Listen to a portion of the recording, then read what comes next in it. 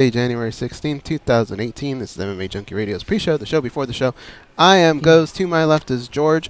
To his left is Dan Tom. Guess what they do? George hosts the show. Dan Tom, he's our fight analyst for MMAJunkie.com and MMA Junkie Radio. And back east, a guy named Danny. He does production work, not just on Sirius XM. He also has TV shows, and he also has his own show coming out. It's called The Danny Show. What's up, everybody? It is The Danny Show. Not much. But it's not called The Danny. Tell me about The Danny Show. It's a show about geeky, nerdy pop culture stuff. All right, So that all the being stuff we said, talk about on the commercial breaks, basically. George, pretend you're Danny and just start the show, like how he would start The Danny Show, how you would envision it. After music plays and all that, he'd probably go, wow.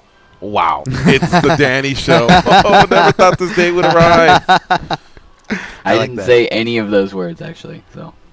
You already produced your first show? Yeah, we did the first one as a pilot. How'd you feel? Pretty good. I mean, it was my first time, like, hosting, number one. It was my first time lead hosting, number one, too. So it was just like... And not only was I in front of the camera, like, hosting the show, but I was also, like, lead hosting, so I had to keep everything together. So that was a little bit more stressful, I guess. Who was the girl that did the show with you? Ashley, one of my coworkers. That's what Ghost was watching. Yeah, it was the Ashley show. It was the Ashley show. Thanks. Dude, during the show, too, at one point, he goes, and then we're going to check in with some other dude, and this guy had the funniest reaction. Like, it was like he didn't even know he was doing a show. 2 minutes. And then just all of a sudden they go, "You're on," and you just kind of snapped out of it and went, "Whoa, whoa, whoa. Hey, everybody." Like, what was he doing? So you saw the whole show? That's me. I saw, like, the beginning part of it, like, maybe the first 5-10 minutes. Where can I catch The Danny Show? I'll send you a link. It's unlisted right now because it's the pilot, so we're not allowed to post it publicly yet.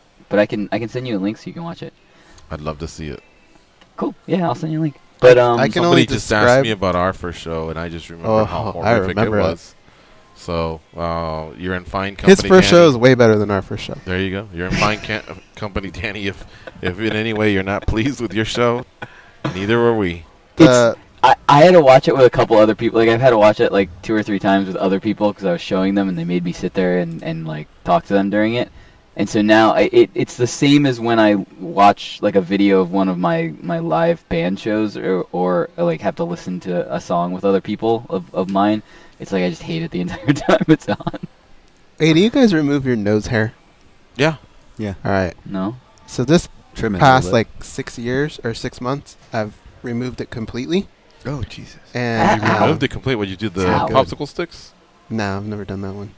Coming up at 30. What I didn't know, though, was I guess the hairs... It's got its usage. Yeah, it does, right? So you can't remove all of it. I do. All of it? Yeah, so you have Trig. no hairs in the inside of your nose? No. I don't think you need to do that. I think what Number you one, need to how? do Number is two, buy one of those buzzers. It's like this. I and don't you like put that. it in. It doesn't hurt.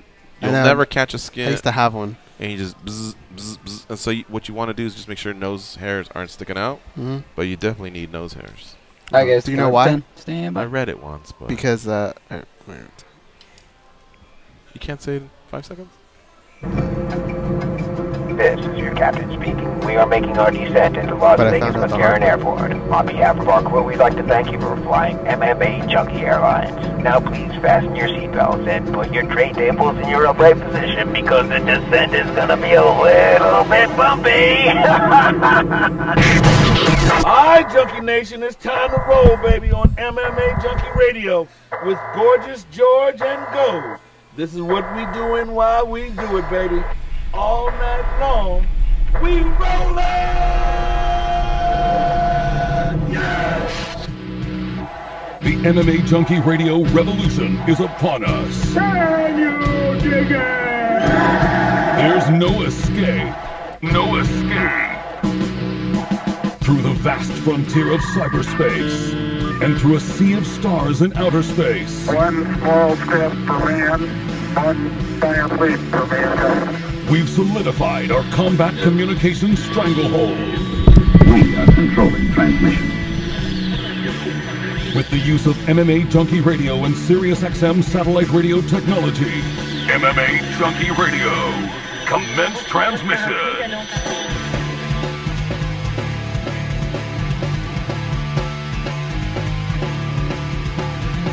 Live from MMA Junkie Radio HQ in the fight capital of the world, Las Vegas, Nevada. Here are your hosts, Gorgeous George and Go. From the fight capital of the world, inside the beautiful Mandalay Bay Racing Sportsbook, you are listening to the MMA Junkie Radio Show, the only show that matters. That guy. All right, today's January 16th. I'm your host, Gorgeous George. That's The Goes, our co-host. To the left, the fight analyst, Dan Tom, and of course, back east, handling all the producing duties, it's Danny Otto. What's up, guys? What up? Arabucho. Good to be back. Good to be back. Costa Mesa was aight, you know. My man Mike Boyle holding it down. Oh, shit. Gymnasts coming out. They've been sexually abused. Who fucked up now? Oh, wow.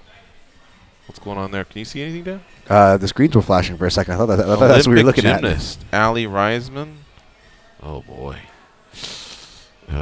I think we're going to sexually abused by Larry Nassar. Okay, I never heard of that guy. You know, the gymnasts were my favorite to watch in the Olympics growing up, but if that continues to be my favorite as I get older, does that make me creepy? Yes. Damn. Well, athletically, what they do is pretty amazing. Yeah. So I suppose if you're watching and saying, what a dismount, you know, then you're okay. If you're thinking other stuff, then yeah, you're Uncle Creepy. I gravitated to them when I was younger as well, like Mary Lou Retton, just because they were closer to my age demographic. I was going to say Dominique Dawes for some early 90s shots, but I'll go with that. Yeah, there we go. But I really liked boxing, Olympic boxing. It Okay. was fun to watch. And then So corrupt. the hurdles. Yeah. The hurdles was fun. The Winter Olympics are coming up, though. Did they switch gymnastics to the Winter Olympics? I heard some sports, because ratings were suffering and because they could be done indoors, were going to be switched. And I thought I heard that would be one of them. But I'm sure that story's just up there because of the allegations being brought forth. And it just never ends. Good for the young ladies that have the courage to do this. And bad on you to the people that allegedly were mixed up in things like this. It's been all over, you know, the sports world for sure, entertainment world. And it's just terrible, man. It's crazy the environment that we live in, though, because remember I told you sometimes when a cop pulls you over and even though you have everything in order, you're still kind of nervous? Yeah. I'm like that. I'm like, damn, am I going to say something stupid? Did I do something in my past that can be pulled up and today construed as being an asshole move? I don't know. Well, I told feel you, edgy. You built up enough equity over the past I hope 10 so. years and 2,600 shows. I think today or yesterday was 2,600. Yesterday. That should make you not have those types of fears. Yeah, you guys because have, if you slip, you slip. Who doesn't make a mistake? Even the person pointing the finger has done something, you know? So that's where you basically have the opportunity to apologize. That slipped. I shouldn't have said that, or clarify, you know, whatever. And then you move on from it. Now, you'll never make anyone happy with either the original offensive comment or even the apology, and that you just some people like to make sure everyone's pleased, and others are happy with, you know, their actions, and if they did the appropriate actions, then you just move on. Even bullying, when people talk about bullying now, I can even go back to when I was younger, and I'm sure people that went to school with me would probably go, what's that idiot talking about? He used to tease kids all the time or do this and that. And right. It's true. 2,600 shows and not one molestation charge, guys. The only show that matters. The only show. To close the gate on that, though, I will say if Mandalay Bay had odds, GG, I would say minus 300. It's probably the coach, because those coaches always give me the weird vibe. They always treat these gymnasts like it's their daughters, and you're like, oh, it must be their daughter. And you're like, oh, it's not. Oh. The guy that was That the coach embrace for the the U.S. Yeah. Bayla Caroli. I thought that's who she was going to say. They Some- did I like think a he's Romanian or something like that. documentary on him or something. Dude, they were like in prison with some of the stuff that he would make them do. Like, I mean, they were just bleeding and just get back out there. Like, He doesn't have any allegations. Was horrible, right? Oh, I don't know. Bayla Caroli, I think was he was his just name. a really, really hard coach. Yeah. Well, I don't know much facts here. Yeah, it's just no, been we're on just the talking. screen there, and the little window that I have as I'm, you know, looking into this camera, and I let you guys talk, and I just kind of, you know, gaze out. I can see right there sexual allegations. I'm thinking, oh man, who now? Alleged sexual abuse. It says by Larry Nassar. Anyway, so thanks for holding down the fort, guys, and hopefully you all enjoyed Chris Cyborg and Stephen Thompson yesterday. I think both kind of clarified, a few things. Boy, unfortunate about Stephen Thompson, right? With his, I think it's the right thumb. If the pin gets inserted, he can no longer make a full fist, and it'll affect his career. Therefore, it's just he'll have to fight with that. I guess a good tape job and some good rehab, and worry about it after his career. Kind of reminds me of Michael Bisping in his eye. Can't get the operation until after the career is over. Yeah, and I mean, you'd imagine he'd still want to train afterwards, right? And martial artists do this their whole lives. So for him to, once you put that pin in, it's pretty much done. It's kind of sad. It's like a reverse grenade, right? Yeah, I'm hoping they figured that out. I actually had both my thumbs fractured at the same time. I had to wear these funny casts, but that was way less worse than what he was explaining, because that at least has a heel point. You know what I'm saying? How'd you do that? Grappling and stuff. I looked really silly for a while. All I could do was like squats too. Seinfeld? Huh? Were you like the bookie from Seinfeld? It looked like I was ready to go bowl with both hands. Like I was like the ambidextrous bowler who was always ready to go. Like that's what I looked like. It was pretty embarrassing.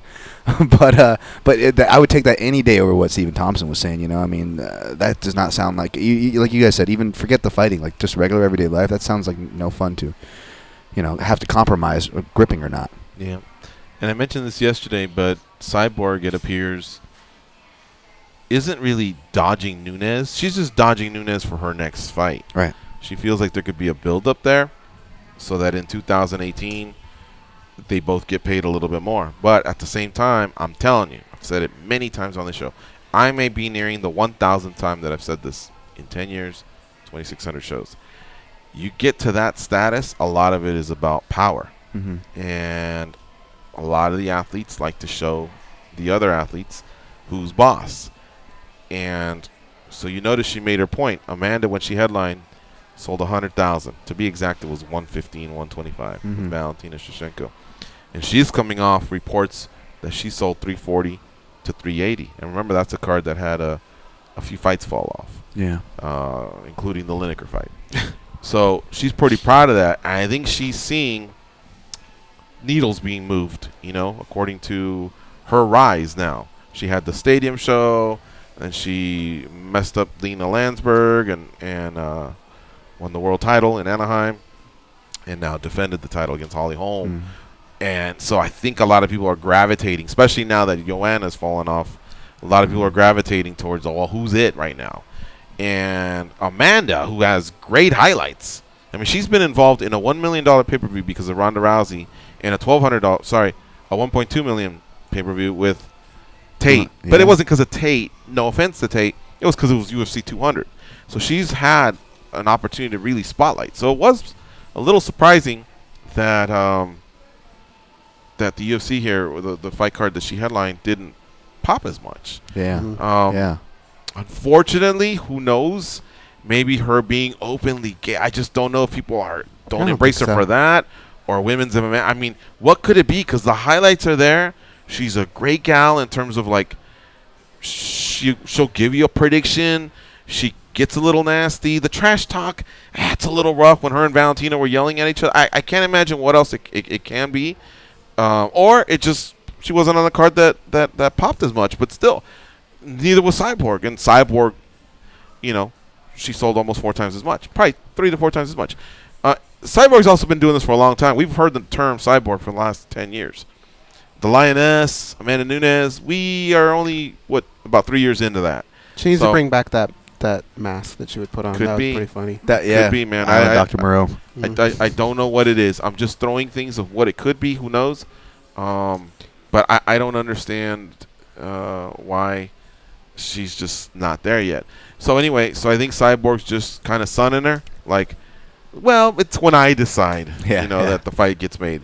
Now, at some point, when Dana's kind of committed to it, Dana White, the president of the UFC, and he huddles them both together, usually fighters say, okay, and they sign. But that posturing, that's all, I believe, power being thrown around. And she's played that game since day one. Cyborg? Yeah. Yeah. I thought her burn was actually pretty funny yesterday. Me and anybody else. I could fight anyone in the parking lot and sell 100,000 papers. And so she's saying, let's build up to that. She's not declining the fight. She's just declining the fight right now.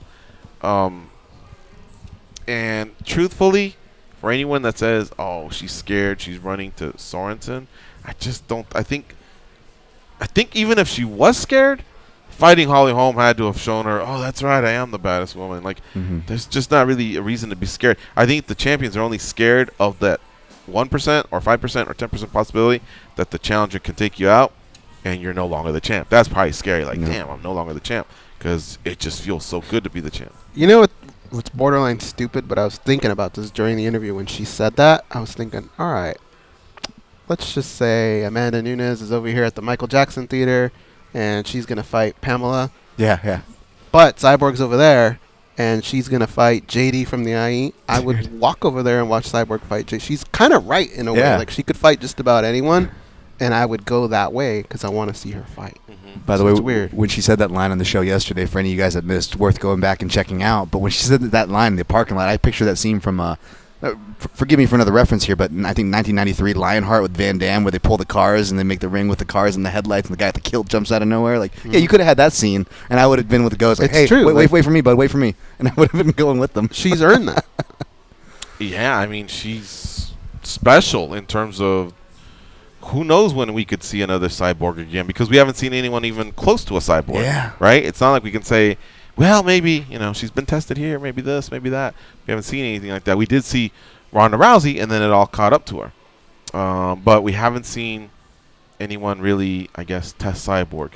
And she's it right now. I think if you look at all the other pay-per-view stars, they didn't just get to 1 million. They kind of had, they took these steps where they finally got to 1 million. Ronda, I remember, had a key fight. I think it was the first female. First UFC had, this Carmouche. It was the first UFC pay-per-view headlined by a female. I just want to make sure I got that right. But do you remember the UFC put a lot of marketing behind that? And that one sold 600,000. And then after that, I think the Kat Zingano one may have sold 800. And then she hit that summer where it was, I think, Betch Kohea and then Holly Holm, and then all those got over 1 million. Now, she also had other types of trends, not just pay-per-views, but she had the mainstream appeal of the Ellen Show, Good Morning America. She was able to reach places that other pay-per-view stars weren't. So that's why they said, she was probably their biggest star ever.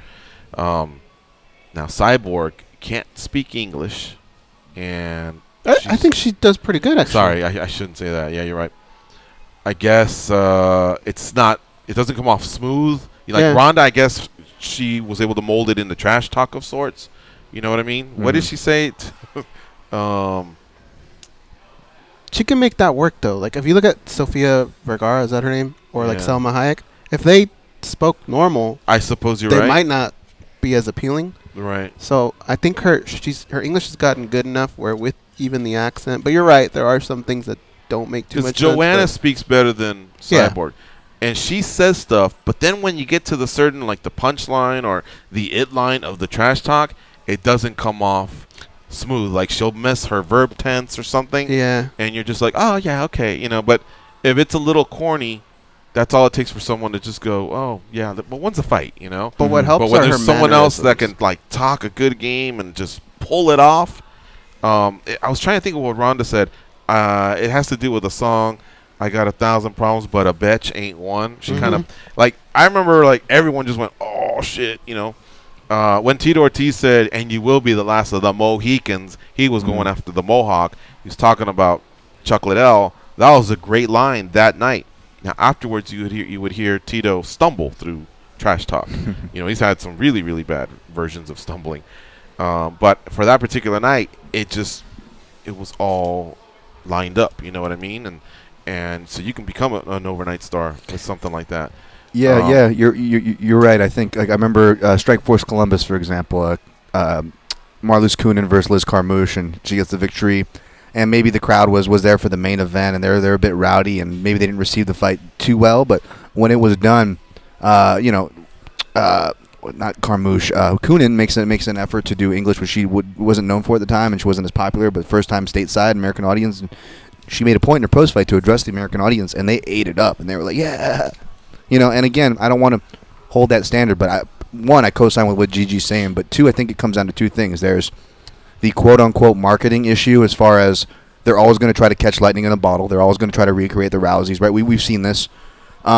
And there's that. Now you can unpack. I like to think that I don't think her being gay has anything to do with it. But what I can't deny, guys. Oh, people resist. Trust me. Well, yeah, but what people resist the black champions as well. Well, what I can't deny is I think the looks, the quote unquote marketable looks. If we're gonna go to a Paige Van Zandt or this or that, there's that argument to be had. But there's also this all-American girl looks. But there's also this quiet argument that's also serves as a hurdle for whether you're talking about Cyborg or Nunes. Is that it wasn't any different for the guys as far as the language barrier. I mean, look how great freaking Jose Aldo was. Look how great a lot of these fighters, fill in the blank, Brazilian or of other language, and how long that took mainstream hardcore audiences. They're sold. We know that. We're in the bubble, but look how long it took for mainstream audiences. In some cases, they never ever really made those benchmark numbers, right? Some of these really great fighters, and I think that just ultimately at the end of the day is still a hurdle. It's an obvious one, but I think it's really one we can't understate here.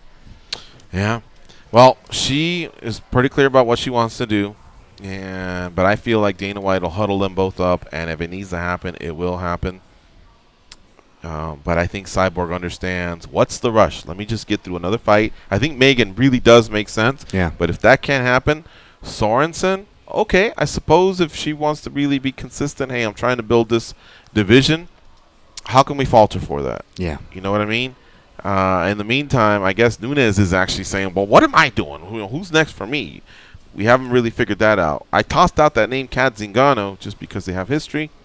And I think a lot of people would get behind the Cat title challenge just because her other one, it went away in 13 seconds, I think. And I think she's a much better fighter than that. Yeah. If she were to fight Ronda Rousey again, Ronda Rousey could easily, possibly defeat her again, but not in 13 seconds. That was just... It didn't make sense. You know what I mean?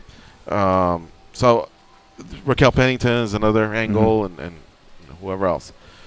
That's why the fight is extremely possible and likable, and a lot of people are warm to it just because with nothing else really happening, let's match up these two champions. Even the people that don't want to hear anything about money fights, I think will support it just because they know that the next option isn't really that great of an option. Either that or you just don't like the fighter. That's all I can think of because I not the biggest money fight guy now. I want to kind of get away from it. I feel like it was in season for about 18 months or so. But now I'd really like to get away from it when at all possible. I think there's... What do you think are the money fights that are left that make sense? TJ and DJ? Yeah. Yeah. Nunes and Cyborg. What else? I believe... If DC were to win and challenge the winner of the other one, wouldn't you give him that pass? There's really not much going on at light heavyweight, and he's fought at heavyweight in the past, and especially if he says that would be my final fight, I think a lot of people would be like, yeah, let's do that. I think if Conor were to go, all right, Habib and Tony, you can have the belt, I'll super fight Tyron Woodley, I think because of the history of him going for a third title. But it doesn't make sense. Yeah, but I think the UFC would Nate Diaz, eventually they have to do that. Right. But again, that doesn't make sense, right? I don't know. Conor and GSP doesn't make sense, but it's probably one that you could see them put together at some point. So there's a few that do make sense and a few that don't, but you just I should have clarified, though, money fights involving a title. Yeah. I will say in that a wild card, and I wouldn't mention this because he's not active, but with the rumors and talks and rumblings, it feels so. But I got to imagine John Jones maybe looked a bit more like a money fight fighter than a champion when he comes back. If you consider DC, regardless of winning or losing, moving on shortly, right? And you're still going to have you're still going to take time to build up that division, right? There's not a lot of contenders coming, right? So you're going to have a John Jones if he comes back. Obviously, he's the #1 seed to take that championship belt. I don't think anybody's going to disagree with that. But you look at the possibilities. What if Rockhold, who has some tough fights against him in middleweight and has talked about moving up to 205, there's an opportunity to go up there to fill a spot, or they get back to their original plan, which is Jones versus Stipe or Ngannou, who, if Ngannou wins especially as well, you still have that same thing they could have put together, Jones-Stipe. Could Jones come back to a title fight? Yeah, he could come back to really whatever at this point, really. I think the book is kind of thrown out on I feel like the UFC Jones. can't stand Jones at this point. I don't think they'll risk it. That's the true. problem. I know they want to do business with him. Right. But I feel like right now they're just really turned off. You know what I mean? Whereas Conor, even though Conor's playing the waiting game and maybe he promised things that he was going to do if they let him box, a lot of money came in, and I think they realized that's the kind of business we got into, you know. But the dude does he does his end of the job, and that's not, you know, shedding a bad light on the UFC. Whereas with Jones, it's like, boy, you know, we've been fooled quite a few times. So I don't know that I think they welcome him back, and then they go, well, what's the picture at 205? Yeah, let's figure this out. Let's get you in. There's one way or another, either an instant title shot or maybe a contender shot. But as far as like that favor to put him in for a super fight versus the heavyweight champ, I don't know that they trust them. I agree. That's probably another good point. Yeah, you can't trust them. I agree, but I think they're desperate, right? I think times have proven that it's a different regime. Why do you feel they're desperate though? Because of the numbers. I think they had to pull that stretch for, you know, Dana White saying that we had a profitable year, and I think we've all kind of broken down to what that means, and we can have our arguments and ideas on that. But what I think is true is this is a real make or break year. We can call that a transitionary year, right? Sports teams, it was a building year. They said it was the best year ever, right?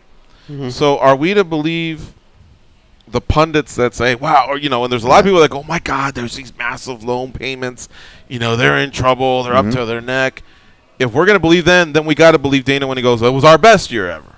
You know what I mean? Unless someone shows me really, really good proof, hey, look, these are the financials, this is why it's bad, this is why they're up to their neck, and then shows me why Dana's exaggerating it. I'm just going with what I hear from both people. Okay, they're up to their neck, but this guy just said it's their best year ever. Well, he's also saying they're building a new wing.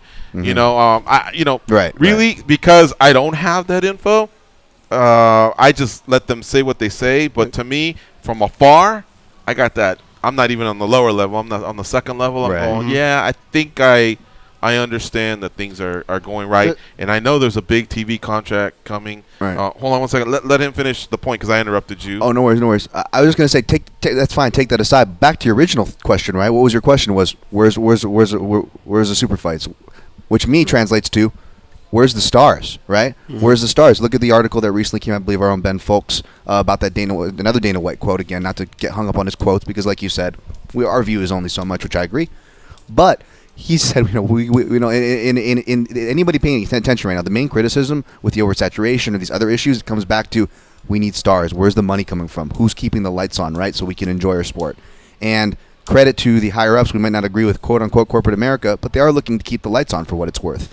So in that sense, with our climate, like you said, where are our stars coming from? We're certainly not doing the greatest job building them right now in our sport. You can have your opinions this or there, but I think the proof is kind of there. So right now it looks like, to me, they're trying to maximize on who was there. Whether it was Ronda at the end of 2016 putting her in a matchup that was bad for her on paper, where they thought it was good in their own head, because again, they're just trying to reach for what works.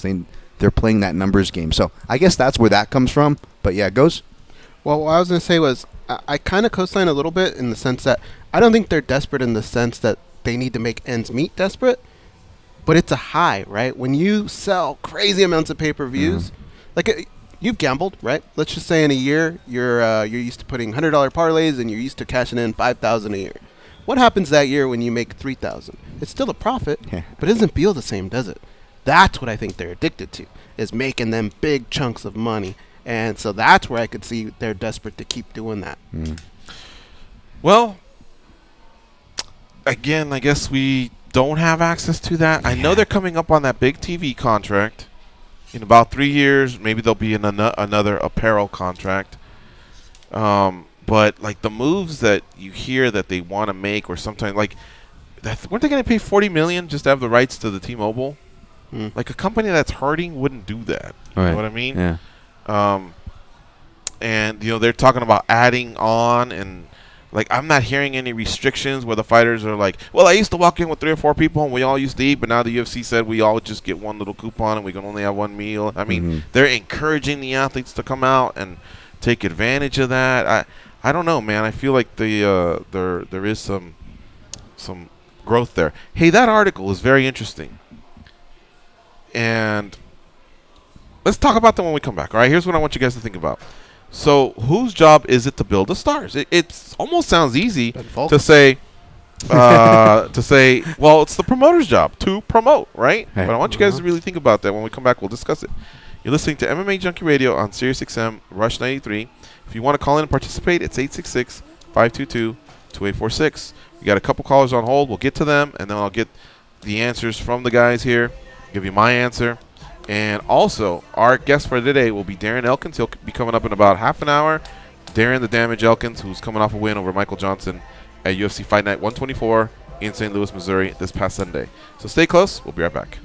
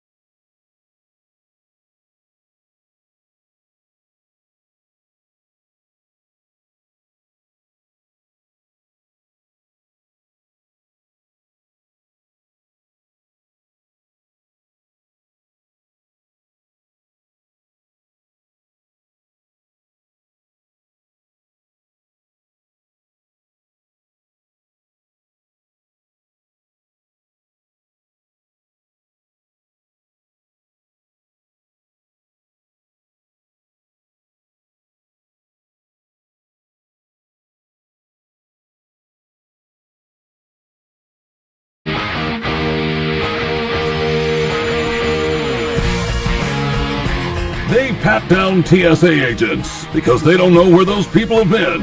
And because they can. They are Gorgeous George and Goes. And this is MMA Junkie Radio. Barstool Radio is coming to Power 85 starting tomorrow. Here's some of the Stooley's favorites, such as El Presidente, Dave Portnoy, Pat McAfee, Big Cat, and more. By the Common Man, for the Common Man, listen to Barstool Radio on Power 85 starting tomorrow. All right, so talking about this article that came out by Ben Folks. Dana White says UFC fighters should build themselves into stars. Now, why didn't they think of that? Ben goes into it in terms of if it was that easy, the fighters would have done it. So, of course they thought of it. He's being sarcastic, but is it as easy as that? Is it as easy as what Dana White says to, build yourself into a star? I'll let the guys let it marinate, and they'll give me some answers. But first, let's take a couple calls.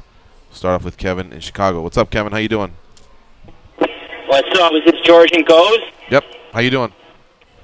I'm good. I want to talk about Darren Elkins. Is he the toughest guy in the UFC or what? I definitely don't want to run into him. Hard to top him, man. That guy just, he's like a zombie. You have to almost take him out completely, no heartbeat, before you know that he's out. Otherwise, he's just going to keep coming at you. Exactly. He's pretty skillful, too. He's got that wrestling background. He's got submissions working with Team Alpha Male, so can't sleep on his skills either. Yeah, one thing I noticed was with Michael Johnson, because Michael Johnson was really, really hitting him pretty good. It was the fact that his improved head movement allowed him to miss, allowed for him to have Michael Johnson miss on a few of those that if they had connected, who knows if we would have been in some trouble. So a little bit of that strike and defense helped. As far as the submissions, this was his first one in the UFC. He has had 3 others in his career, but you can just tell that he's more confident there, and that's the one thing that the Team Alpha Male is very known for, man. They attack your neck. Very many different chokes that they go after. Front chokes, Darce chokes, rear naked. Doesn't matter. They're always attacking, and there's a lot of guys that are quick and agile in the lighter weight classes. So you have numerous lighter weight class guys that are excited about tweaking a choke or and it's a brotherhood, man. They show each other stuff. You know what I mean? So that's why when they go out there, you always have to be cognizant of it when you're fighting a Team Alpha Male guy. Yeah. So what do you think? Him and Emmett are teammates, and then you got Chad Mendes coming back. That's got to be conflicting. Mendes comes back in April, I think. And I think when he does, because, I think he'll have to slowly come back. I just think that Elkins is in the prime position of the 3 to fight for a title. Now, the one thing I've learned over these 2,600 shows and 10 years plus that we've done is that really the fighters don't worry about it that much. They'll talk about it if they need to, but they all know that somebody, that one of them is in the prime position, and that guy has to let his run happen. And right now, Elkins is in the midst of that run.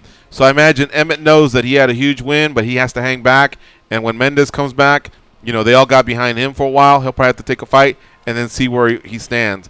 Another thing I've realized is 95 to 99% of the time, they'll fight each other, but they just prefer it to be for sure a world title, or if not, a fight that gets them to the champion.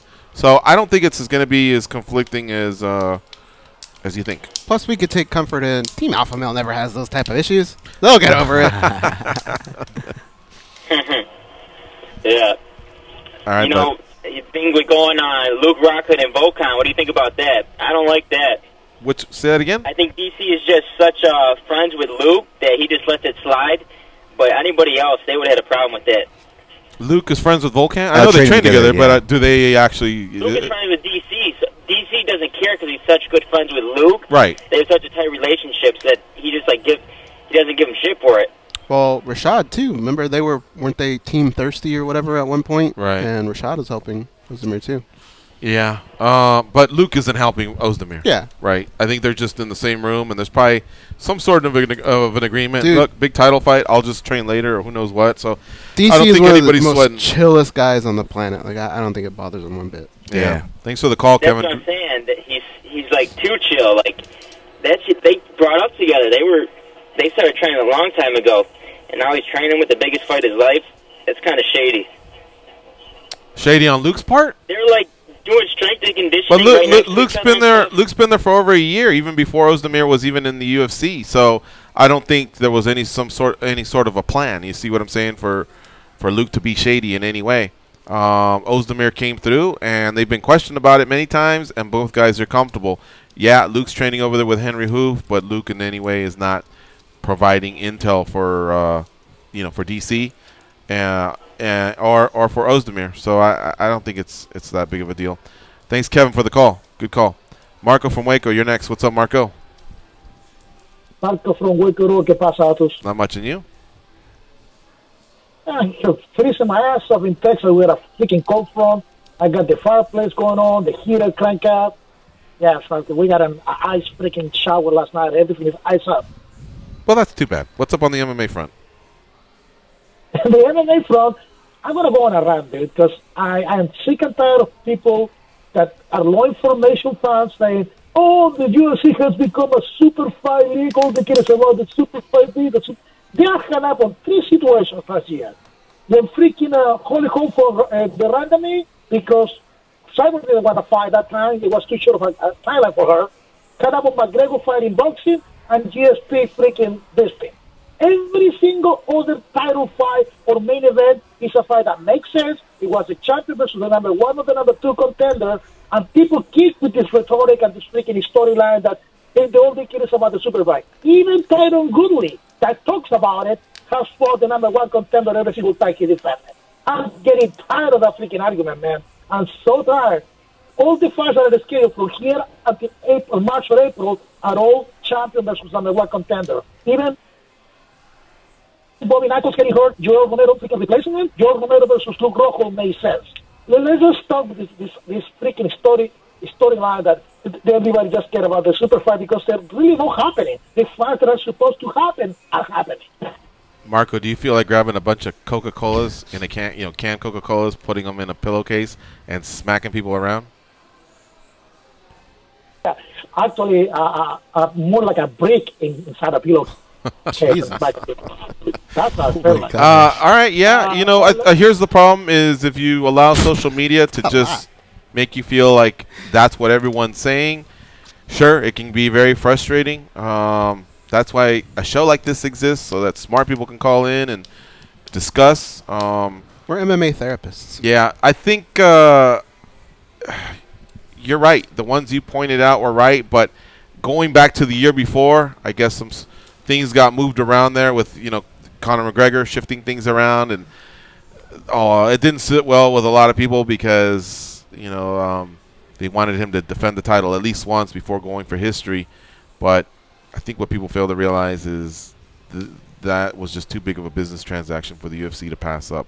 I think the UFC would love the scenario that most hardcore fans would love, that the champion fights the number 1 contender or whatever. But when there's another opportunity to make a ton of money, wow, you're going to really explore ways to figure that out. You know what I mean? And that's why it happens. And this is also the Untitled era, where a lot of people just get to bitch about anything and everything that they want. Who do you like this week, Stipe or Ngannou, Marco from Waco? I am right on the Stipe train because Ngannou, yeah, he got all the power and all this and all that. But people that are sleeping on Stipe, man. I mean, he also knocked out Alistair Overeem. He also knocked out Andres Arlovski. He murdered Junior Dos Santos on the second fight. He murdered freaking Mark Hunt. He beat the shit out of Mark Hunt for 4.5 freaking rounds, man. People are forgetting. And Verdun doesn't get knocked out the way he got knocked out. I've seen Stipe got the cardio, Stipe got the wrestling, and he's a very smart fighter. He's not going to just sit down and let freaking Ngannou, unload one of those freaking megaton bombs. So I got to Stipe this weekend, brother. All right. Knockout for the third. Thanks for the call. See ya. Easy, Marco. All right, guys. Whose job is it to build stars? 50-50. Good answer. I really think it is because you can promote a guy as much as you want, but if he doesn't identify himself with the fans, you can't make people like someone, right? If they can't identify themselves with them, or if they just don't like the guy's fighting style, there's nothing you can do about that. I think it's up to fighters to maybe jump the gun a little bit and make that process work faster for them. I think they can do that. But at the same time, the promotion has to do things like what we're doing right now. I'm looking all the way across the way at the poker room, and who's up there right now? Alistair Overeem and Stipe Miocic. Why are they up there? Because they got a fight coming up, right? Maybe you can do that for a couple more guys, not just the headliners, and it'll help. But at the end of the day, if that person doesn't grab the mic and they're not captivating in any way, that process is going to take a lot longer. I get frustrated when I hear fighters say they want to be promoted more, and because they're not clear about what they mean. They're just throwing this blanket statement that makes them feel good and puts the onus on the promotion. And I never really hear great suggestions, on how that can happen.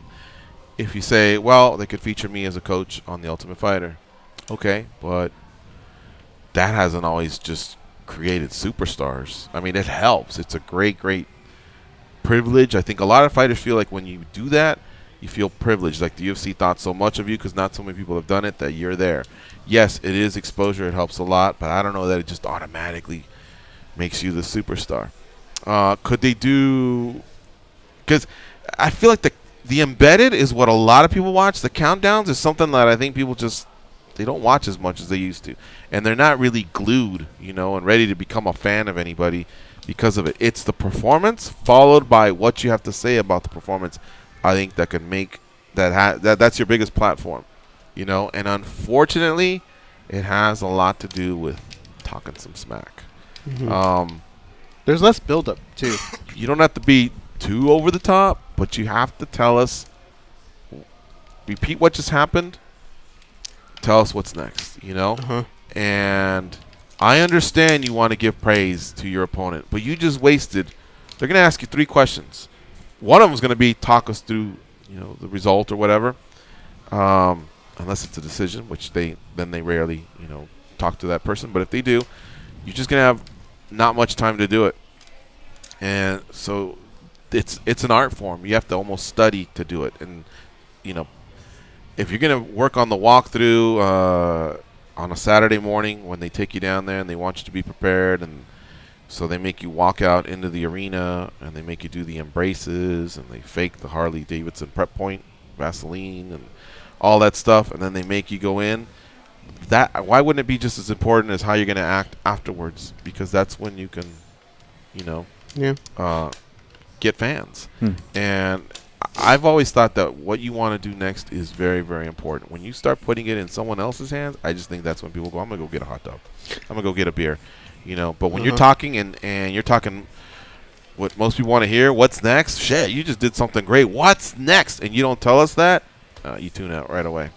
The other course of action would be like GSP and Fedor. You can stay quiet, stay humble, stay respectful. But you got to go like fucking 12-0 before someone goes, wow, he just went 12-0. Right. And then you're like, what's his name again? Whatever. That's the longer way. But talking smack can just do it so much quicker. And in MMA, the lifespan isn't that long. I feel like those personalities and profiles you're talking about, the GSPs or the talking crowd. By the way, I co-sign with both what you guys just said. But I feel like that economy, that kind of that population will fill itself out just by human nature of personalities, and personalities translate to different fight personalities and styles, right? That will fill each other out. So I guess I'll use this metaphor. I agree with the 50-50, but I'll use the metaphor of roads, kind of harkening back to Marco's call in the sense of title fights should make sense. I feel like regardless of the fighter or what they bring, like George said, I think that we can't control, that the promotion can't even control, right? But what they can control is that we have to have roads. I think the promotion, to speak in analogy, is that they have to create the roads, and those roads have to link, right? Whereas before it was old school. It was like the UFC was using the Thomas maps, right? It was a hard copy of a map. You couldn't change it. Point A, point to lead, point B, and you had your own control. Whereas now, just like technology changed, UFC changed, and it's like we're navigation screen. Guy gets in the UFC, and he goes, well, here's my name, enter. I want to go to title in this division, enter. And the navigation screen comes back and goes, take 3 left turns. I'm back in the same fucking place. And that's what it almost feels like, where guys are pulling their head, trying to deal with technology, the new climate of the UFC, trying to get from point A to point B. Not as easy as it was before. I feel like if the promotion, at bare minimum, I think we can all agree on this, they have to, at the very least, provide connecting roads. You know where I think they dropped the ball, MMA? And it's a page. Sport? Yeah. Or MMA fighters? Mostly the UFC. Where they dropped the ball, I think, and where boxing flourishes is the build-up to a fight. The first thing boxing does, right?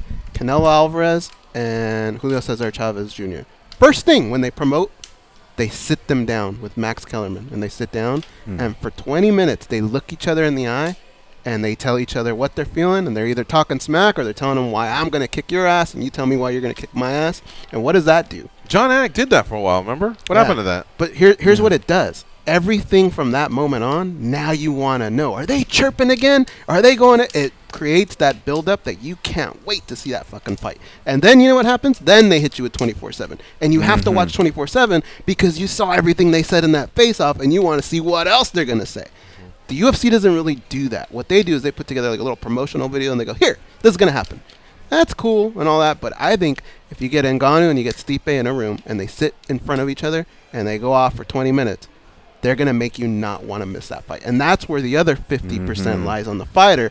His job is to make you feel like you cannot miss that fight. And it's a gamble because everything you say may not come through.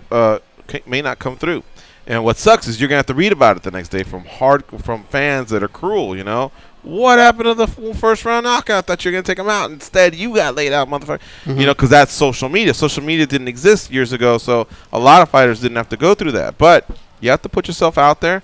But when it hits, it's amazing. And it's when not it at a high doesn't cost. hit, you know, there are ways to deal with that. What's that? It's not at a high cost. No. A fucking camera, 2 chairs, and a desk is all you need. I like what you said too, because it plays into what George said. Is we need something in that area to re-spark that, because like George said, the countdown shows, he just dismissed it, and I don't blame him. But remember when we used to couldn't miss the countdown shows? Right. We had There's not enough time. We had to have guys like Joey Odessa telling us, don't watch the damn things, they're throwing you off, right? But we have to watch it. Same with the weigh-ins. I used to never miss a weigh-ins. Now I miss weigh-ins all the time. Who make weigh? What? Oh, okay. Like the old fan in me wants to slap me right now. Like, what are you missing this for? But it's a different climate. Something's got to be done there. The version that they do is when we see these press conferences, the time is now and all that. That's kind of what they're doing. I kind of like a bunch those. of those sit downs at that one hashtag. point. Yeah. Yeah. But And I'm they saying do it every card individually. Just set that time aside so that you could build the fighter, build the card, build the fight. Plus, MMA is not just dealing with other sports.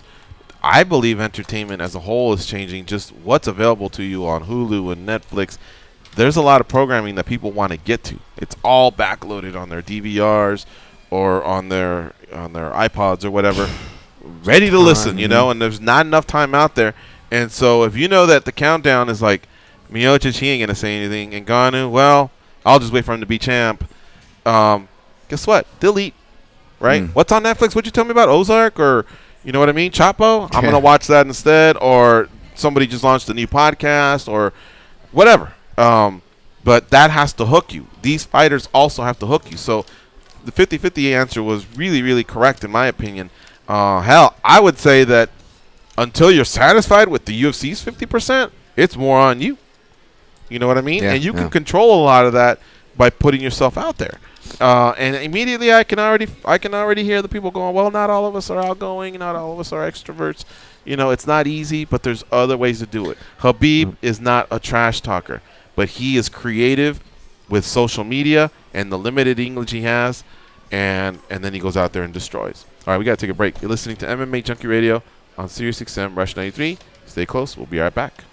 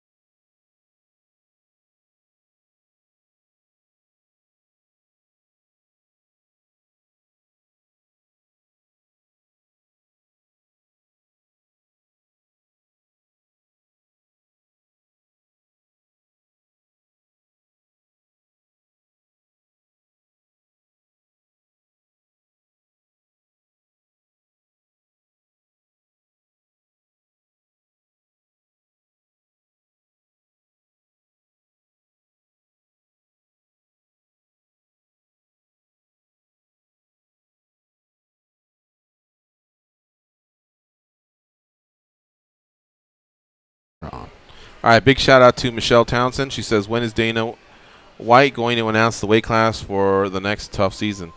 They film. You know, I always thought they filmed like third week in January till early March, and then they start showing it in mid-March, I believe, and they run it through about June, and then the finale's in July. So I would imagine, if I had to guess, Michelle, it is going to happen this weekend at UFC 220 in Boston. I thought we'd get to Contender Series. I think Contender Series will happen in the spring as well, in conjunction with Ultimate Fighter. I heard from somebody the other. in that production team that they were going to jump on it really fast, and then I don't know what happened. Yeah. Shout out to Raimundo Martin, a.k.a. Showtime. It's his time. Mm-hmm. Juan Ramirez is also in the chat. Juan, I think, is taking the stance that once the Raiders leave Oakland, he's not a fan. You know, I'm seeing more and more of this. He's Kevin a supporter Aioli of just Oakland. This morning said that he is renouncing the Pirates. Why? And he's looking for a new team. Why? They're dumping all their players. Probably, yeah. He's just tired of them not putting more into the system. Mm-hmm. So he's a free agent out there. I'm thinking about signing him. To the Dodgers? Mm-hmm. Okay. Hi, guys. Come back. Shout out to Omir Khalid in the UK. Work it, make it, do it, makes us all better, faster, stronger. They are the stretch marks on the underbelly of the MMA community. But hey, stretch marks are the new tats. They are Gorgeous George and Goes. Start your day off with SiriusXM. You can enable the SiriusXM skill on your Amazon device, then tell Amazon to set an alarm for your favorite channel, and you'll wake up to the sounds of SiriusXM. With SiriusXM and Alexa, you can get the latest sports news each morning without picking up your phone or turning on the TV. Let's talk to Rolly in Cali. What's up, Rolly? How you doing? Hey, what's up, guys? How you guys doing? Good, man. How about you? All right. Hey, just a quick question. Just about Vitor Belfort. What do you guys think about that? How he's saying that that how you're a hog, didn't make weight cut, and now he's saying that supposedly that the weight cut gave him seizures or something like that. Do you guys think that Dana White should pay Vitor Belfort? Because I totally understand for Vitor, like how he has to go through, training. He has to, such and such, pay the gym, managers and stuff like that. Do you guys agree that Dana White should pay Vitor Belfort? I do. I think they should be paid, but I also think there should be a cap. Right. Only a certain amount. Like I know, if let's just say he gets paid $500,000 a fight, I don't think you should give him half. That doesn't make sense. There should be some sort of cap. Yeah, that covers the expenses of the training. There's plenty of cases where, like I think Dennis Hallman, his house burned down, and Dana sent him and paid him show and win. And then there's been other times where they just pay them the show, and then there's been other times where they don't pay them at all. So yeah, something consistent needs to happen. I always thought the cutoff was, did you weigh in? And if you did, then you get paid. So now that we're there, and Vitor did weigh in, okay, should he get his show? Like, technically they didn't perform, but technically they were willing to perform. They were ready to perform. It's the other side that didn't. Now, they were trying to get him a fight that weekend. It couldn't happen. They were also trying to get him a fight for the next weekend, and that couldn't happen. So efforts were being made on both sides. Like Go says, pick a number that covers a lot of these expenses and get this guy booked for another card. Does it suck that he lost the weight and made weight? Hell yeah, it sucks, and everything he put aside. But that's also the nature of the sport. I think we all show up to work, and there's risks of what can and can't happen, and that we have to live with. But I think both sides could sit down and find a number that would cover that, What's make that them number? happy. For Vitor, I think probably something along the lines of 50,000, like something similar to the 30s and 30s or whatever. There's got to be a number out there that he wouldn't like it because he wanted 500. He'd feel like he lost 450. But I think he'd sit down and go, well, shit, I'm fighting in 2 weeks or in a month. They paid me 50. This kind of covers what happened. And then I'll collect that 500, when I show up at the next fight. All right, cool, Because along the way, a lot of these big-name fighters that make 500,000 or 700,000, they've also caught some breaks too, So I think it works both ways. Thank you very much, Rolly, for the call. Good stuff. All right, we got to Take another break here. It's the top of the hour. When we come back, we'll be talking to Darren Elkins, The Damage. Stay close. It's the MMA Junkie Radio Show on Sirius XM, Rush 93.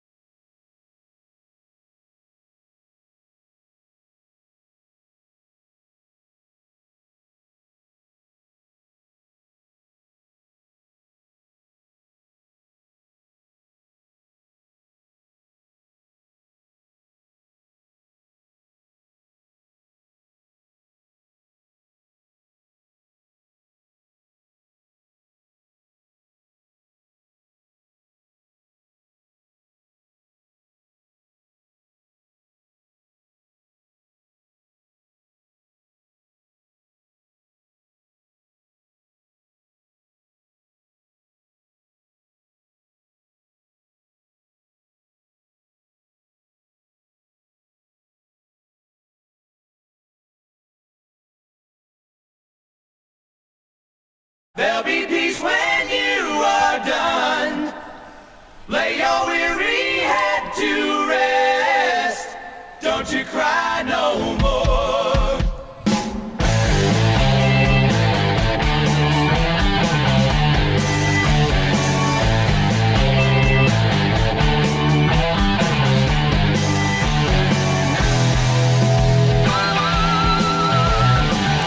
Not only is this a great song, Darren Elkins should walk out to this.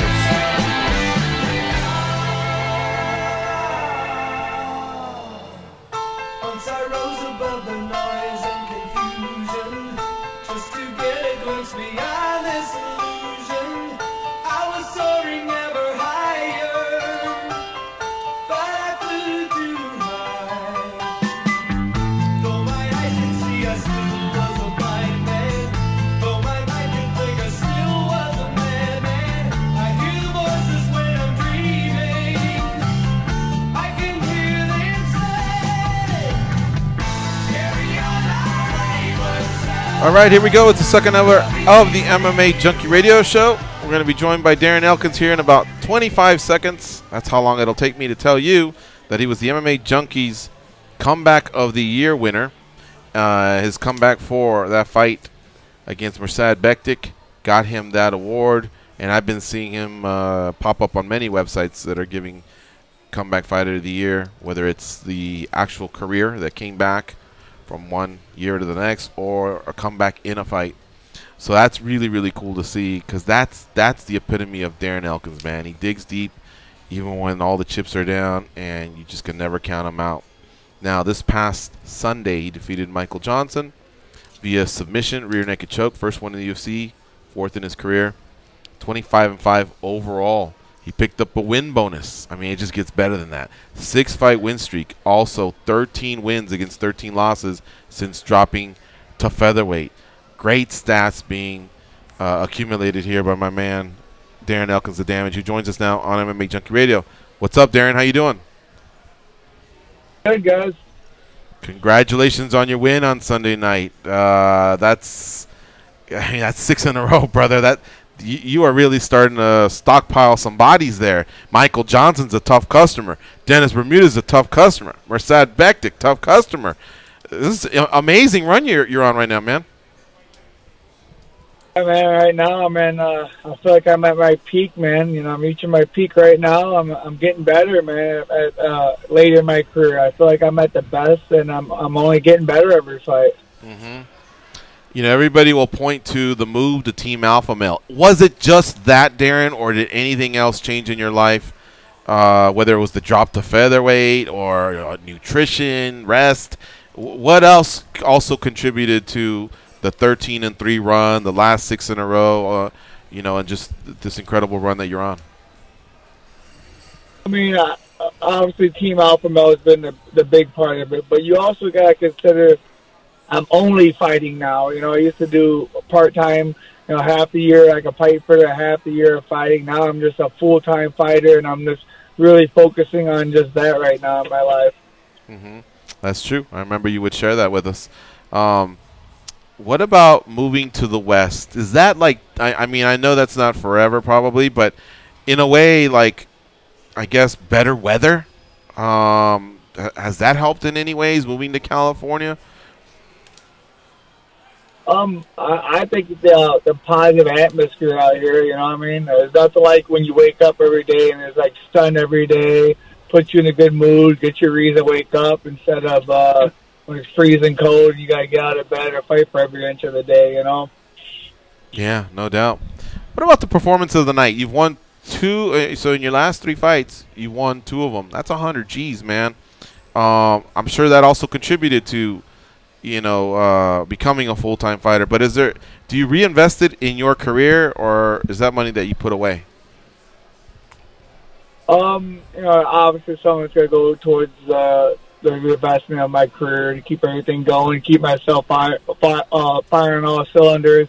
But, you know, I'm a hoarder, man. I like to stockpile my money, you know what I mean? And, you know, just you never know what's going to happen. So I always just keep a lot of my money to the side, and just, you know, if something happens, I have a lot of leadway to it. And another thing I also mean by reinvesting in your career, sometimes guys will take a 3-week trip to Thailand and just immerse themselves in Muay Thai, for example. Or others will just eat organically. Or others will just, you know, recovery. They spend a lot of money on recovery or one-on-ones. Do you do that, or do you just kind of stick to the Team Alpha Male program? You know, I obviously do mostly the Team Alpha Male program, but I like doing, you know, the organic food is a huge part, the dieting, you know. I mean, the thing about eating clean and living that lifestyle, man, is that the grocery bills aren't cheaper. I mean, I'm paying like 3 times much more than a normal person would for grocery bills if you're eating healthy. So that's always more expensive. So that's part of it. And then the recovery, you know what I mean, just making sure the body is recovering right and not injuries and stuff like that. And, you know, that goes towards that, too. Are you an ice bath guy, a massage guy, a cryotherapy guy? Where do you seem to recover the best? I think ice bath was your thing, right? Yeah, but I've been leaning a little bit towards away from that, kind of just doing, you know, more stretching, you know, the hot tubs, you know, and just stuff like massages, stuff like that now. Mm-hmm. Darren Elkins, our guest here on MMA Junkie Radio. All right, let me turn it over to the guys here. Goes and Dan, what do you have for Darren Elkins? We'll start with you, Goes. Darren, what's the one thing you can point to that Team Alpha Male has provided that maybe you lacked in the past? It's that structure, you know. I used to have to do all my structure myself, and you know, I only had one coach. I had 2 coaches at one time, but you know, 1 to 2 coaches. Now I have a lot of different coaches in a lot of different areas that's always on me. That's always making me better. So I think the coaches and just you know, the strict schedule that we have is a huge part of it too. Did you watch Rocky 3 by any chance, Darren? Yeah, definitely. All right, we have a scenario where the champ has a title defense. Are you going to be the Clubber Lang kind of sitting in the back, watching that fight, but making your presence known? Is that something that we can expect from you? And are you going to keep in shape in case something were to happen there? I mean, I always stay in shape, and that's in my mind, obviously. I mean, I like to think I'm right there, man. I got the second most win streak in the division right now, so yeah, I'm going to be ready. I mean, you never know what's going to happen, and that'd be perfect. So I'm going to take a week off, and then I'm back to it, you know. Will you be at that fight? I don't know yet. I haven't really decided. I'd like to probably go to it, so I mean, I have to start looking into that. Well, that means you'll be in Las Vegas. And if you'll be in Las Vegas, we'd love to see you. Darren Elkins, our guest here on MMA Junkie Radio. I'm going to turn it over to Dan Tom, our fight analyst. But before I do that, let me just tell you, there's a guy in our chat. His name's David Fisher. He won 270 pounds on you this past weekend. Hashtag boom. So that's about $400 if I'm not mistaken. If you ever run into David Fisher somewhere on this planet, Darren Elkins, get your 10%. That's $40, man. That's lunch. That's an organic lunch. That's perfect. I'm in. Man, Darren, I don't know how the odds makers or any of us really from here on out can consider you an underdog. You've come out and not just shown obviously toughness, but relating to the improvements in your career, you've really improved all around. Can you talk a little bit about maybe your striking improvements and who have helped you there? Because I noticed that you never had a problem getting in there and mixing it up, Darren, but you're using your toughness and it looks like you're making a lot more smarter choices in there. Yeah, I've been working a lot with Justin Buchholz, and the big thing is getting my defense up. I'm not that fast. Like, let's say against Michael Johnson, we all know that he has quick hands. He's quick. He's explosive. So we knew he was going to have a speed advantage. So the big thing is just trying to keep my defense up and try not to take too many of those big shots. So we worked a lot of defense and countering and movements. And, Buchholz has been one of my main guys for my striking since day one. So he's making great improvements for me. And every fight I'm getting more and more comfortable with it. That's great to hear. And speaking of improvements, and back again to speaking about underdogs, you're in a very exciting division, Darren, and particularly there's two names that are coming up that a lot of people are talking about. One of them being obviously Brian Ortega. He's a contender in your division, and another kind of on the way up is Zabit Magomedsharipov. I was curious, do you pay attention to the guys in your division, Darren? And if so, what are your opinion on those two up-and-comers? I don't know what's his name, the other guy? Zabit Magomedsharipov. He's a Dagestani guy. He's training with Mark Henry and Frankie Edgar and all those guys over there in the East Coast. He's only 2-0, Okay. but they're talking about him a lot in your division, and as well as Brian Ortega seem to be the two hot names at the moment. I mean, I know Ortega. I watched him fight quite a few times. The other guy I really don't know a whole lot about. Maybe I should look into him now you're bringing him up, but I know Ortega. He's got 5 fights. I've got the 6. He's really slick on the freaking mat, and he's tough too, man. I've seen him come back from being down around a couple rounds too and finishing guys. So I've had my eyes on him for a while. He's tough. He's coming up on the division hard. So I know a lot about him, but not the other guy. Gotcha. And just one more follow-up on that, Darren. Are you eyeing any of these guys by any chance? Even not Ortega necessarily, but any of the other top 5, top 10 contenders? Is there a name that maybe you have your eyes set on? Yeah, I think, me personally, I'm looking at everything. Me and Ortega make sense. I'm on 6, he's on 5. We're both on our way up. I mean, make it #1 title contender, Even what makes more sense is to be on the same card as the champ. Is that too soon? That would be just less than 8 weeks away. Oh, no, if they want to do that, I'm in. I love it. And he'd have less time than Ortega. So if Ortega's healthy, hopefully Ortega would be good with that. And I'm telling you, it's insurance. I'm not wishing this, but it's insurance in case the challenger can't go. You pick one of these two guys to insert them. And it just keeps the whole timeline of the division, running so that the two winners, the Holloway-Edgar winner and the Elkins-Ortega winner, can match up, maybe sometime in July in the summer. So I love it when when an organization does that, you know, and one of the divisions is highlighted, and I'd love to see that. Darren Elkins, our guest here on MMA Junkie Radio. By the way, Dan, he kind of gave you a version of who the fuck is that guy to the other guy, the Dagestani guy you mentioned, right? Yeah. He didn't use bad words or anything. But he was like, who's that? All right, so Darren Elkins, amazing stuff that you're doing, man. Really, really stoked for you. Is there any hard feelings for the people that helped you early on in your career, even though you moved to Team Alpha Male and now you just have this big spotlight, or was it, you know, were they supportive?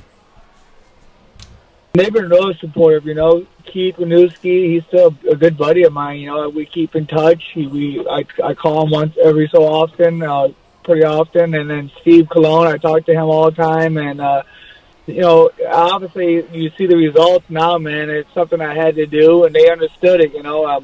To get where I'm at in my career, to go for that championship level competition, I had to change camps. And, you know, I didn't just sneak it up on him. I sat him down, told him the situation, told him how I felt about it, and, you know, we left on really good terms. Mm-hmm. That tattoo that you have, a lot of people either really like it or they're not feeling it. I gotta tell you, the first time I saw it, I was like, wow, that looks like it hurt. But obviously that's the way the tattoo looks, you know, almost like someone branded it on your chest. But I'll tell you what, man, I love that you embraced your nickname. I love that you planted it right there on your chest.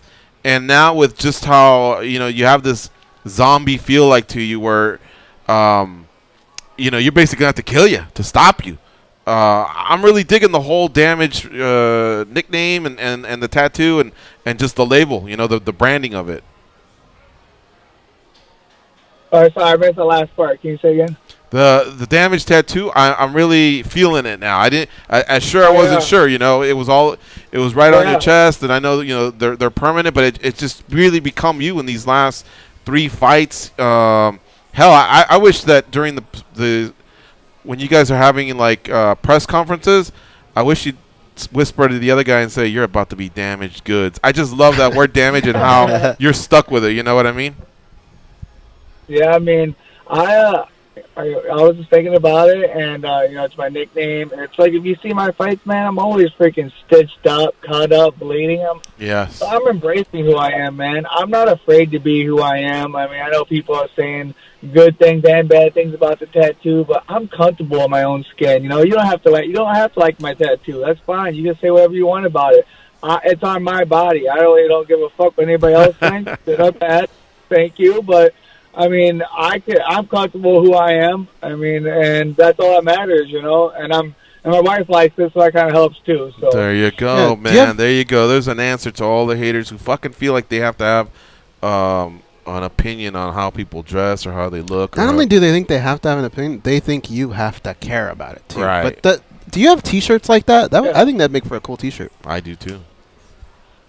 Yeah, I was thinking about making something like that. I haven't made any yet, but I definitely want to get some. And so, yeah, I mean, that's something I really got to work on. What about after the fights when they ask them, hey, walk us through this finishing sequence? And you go, first I got to let everyone know the damage is done. I'm telling you can build off this thing, you know what I mean? And I know Darren's going, this fucking guy's corny. I'm not saying any of that shit, but I'm still throwing it out there. Some of it will stick. Dude, he could market his own whiskey, the Damage whiskey. Oh, there you go. Forget McGregor whiskey. I'd buy Darren Elkins. I've been damaged by some whiskey, that's for sure. But I always use the line right before the fight, it's almost time to unleash the damage, you know what I mean? Right. Unleash the damage. I like it. Darren, I want to piggyback one last thing off what Dan Tom said. He said he really liked this, you know, you finished with a submission, but he liked the improvements in the striking. And here's why I think it's important. Because those guys, you guys wear 4-ounce gloves. Michael Johnson, we got to give him some credit. His speed, his accuracy, you know, some of the punches landed. But what I noticed is your improved head movement and your footwork allowed you to miss for some of those missiles to miss, and so he didn't catch you flush. You know what I mean? And so when the striker wasn't able to do that, and then it became a little bit more of, you know, a grappling game, your world, I think that's where the tide started to turn. How much have you worked on your head movement and your striking defense? was the main focus with Buckles in this fight was, hey, man, you know, we want to get on the ground. I knew that I was going to have a big advantage on the ground, but he's not easy to get taken down either. He's got good footwork. He's fast, so he's not an easy takedown. So we wanted to get in close, and we knew that we were going to have to take some damage, but we didn't want to take a ton. So we just worked defense, and it's, you know, it's paying off. You know, it's not where I want it to be. Yeah, I still took a little bit more damage I'd like to take, obviously, but it's improving, like you guys said. Yeah, and I'll give you an example. I don't know if you caught the fight, Matt Frivola versus Polo Reyes. Frivola looks like he's just an athletic specimen, and this is his first loss, and he'll probably be able to bounce back. But once he was hurt, because he didn't have that experience, he just didn't move his head. You know, he didn't move himself enough, and he didn't close quarters with Polo Reyes. And he just, you know, you get laid up by those fucking 4-ounce gloves, and next thing you know, it is all over.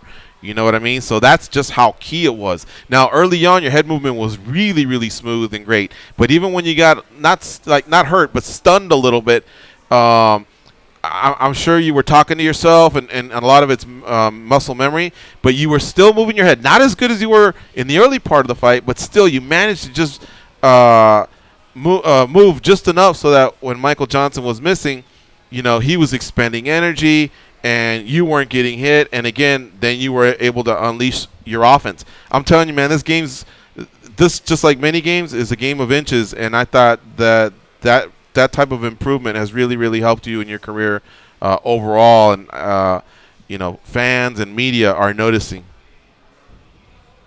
Exactly, man. I mean, that's the thing is, each fight you see me, I'm making those improvements. You know, it's not exactly where I want it to be yet, but it's fun because getting in there and seeing these improvements and all the hard work is paying off. You know, obviously everybody knows that I have a freaking chin from hell, that I can take some punches, but I'm working on other stuff and taking less and finding other ways and getting finishes now, and my fights are getting more and more exciting.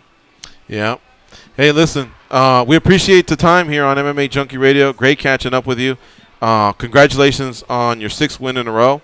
Your 13th since dropping to a featherweight, and a great start to a 2018 that could really produce a title shot for you. I'm sure you're excited about that, and hopefully if it's not on this card in Vegas that's coming up, it's on one that's within the timeline that's close to the champion. Hell, you may even be fighting for a world title by mid-year, my man.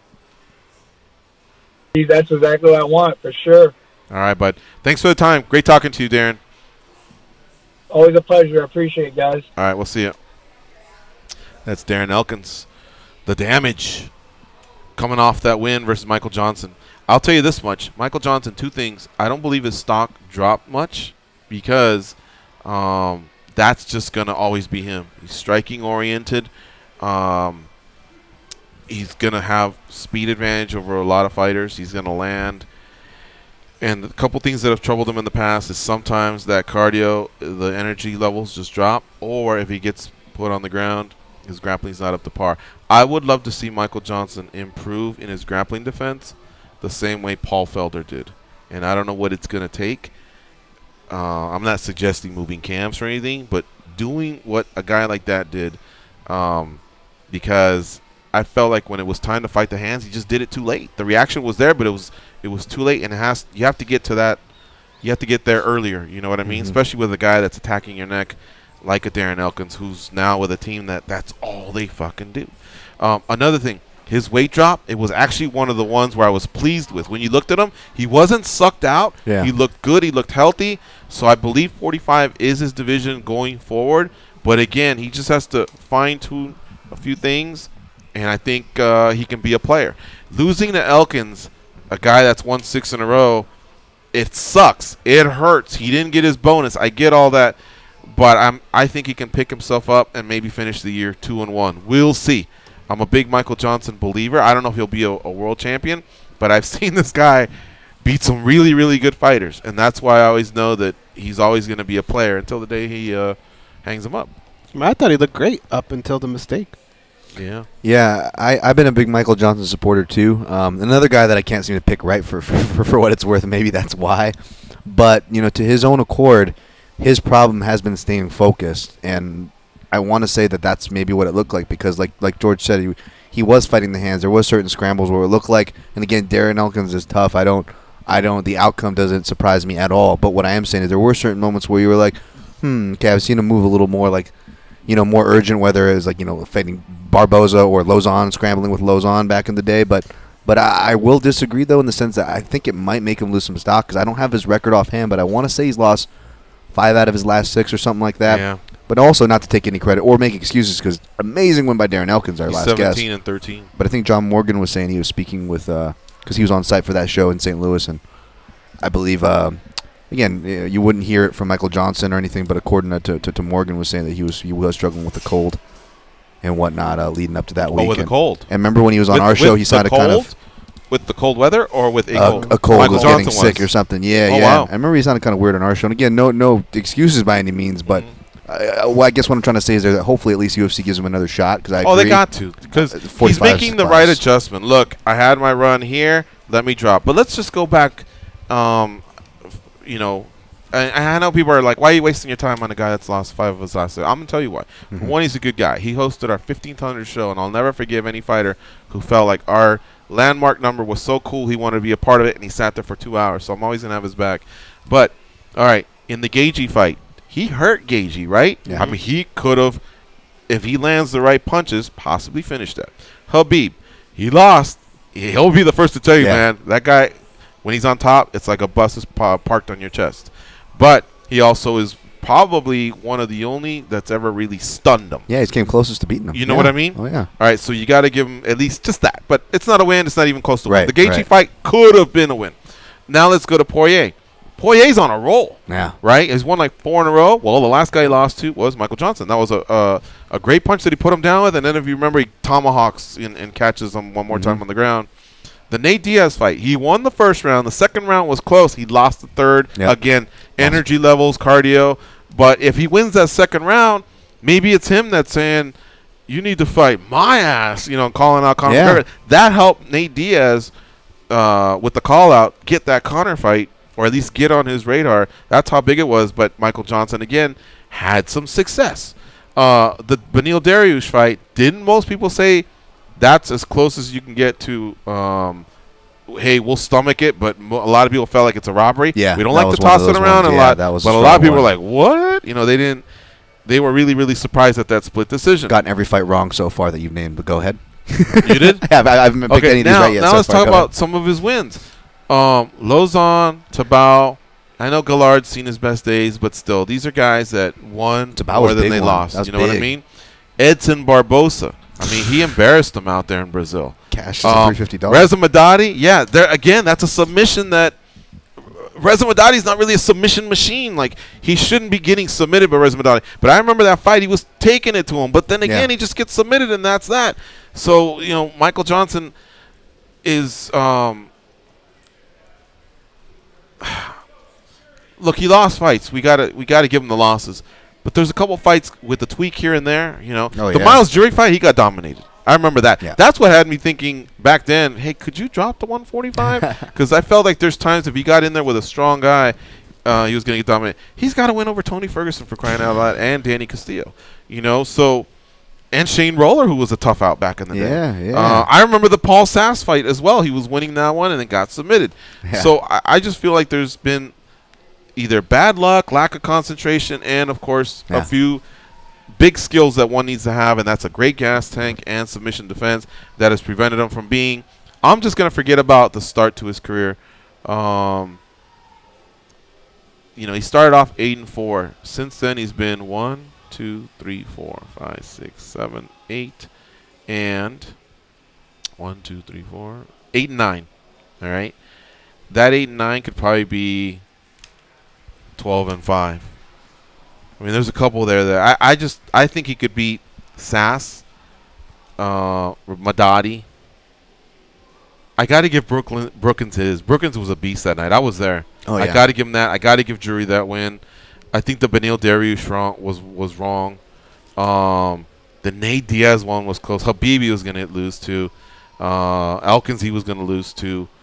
I mean, he hurt him, Elkins. I don't think Elkins reached the stage of being hurt, but he was, he landed on him. But the Gaethje fight was winnable. So I don't think I'm crazy. I know you said you didn't want to say it. But losses are losses. What can you do? You know. But I would say change camps. I mean, look at what Darren did, right? You don't have to necessarily leave kicking and screaming, but maybe get a different look and see if that can help. But you know what I mean about Paul? Paul probably wouldn't have gotten out of all those submissions. I mean, Oliveira went through a sequence of front chokes, and it just seemed like it was getting tighter and tighter and tighter, and the guy didn't panic. And it seemed like even though he was away from his daughter, even though he was away from Philadelphia, the city where he lives, he immersed himself for 2-3 months and just worked on all the different things that Oliveira had to present. And come that night, he was able to get out of some of those jams. An athlete like Michael Johnson could maybe benefit from that, getting either a high-level guy as part of his camp, or moving camps, for a fight. I don't know. I don't know what to say, man. I know one thing I can say. Yeah. Let's go to a break. You're listening to MMA Junkie Radio on Sirius XM, Rush 93. When we come back, we'll take some calls. They're already lining up. 866-522-2846 if you'd like to follow them. Stay close.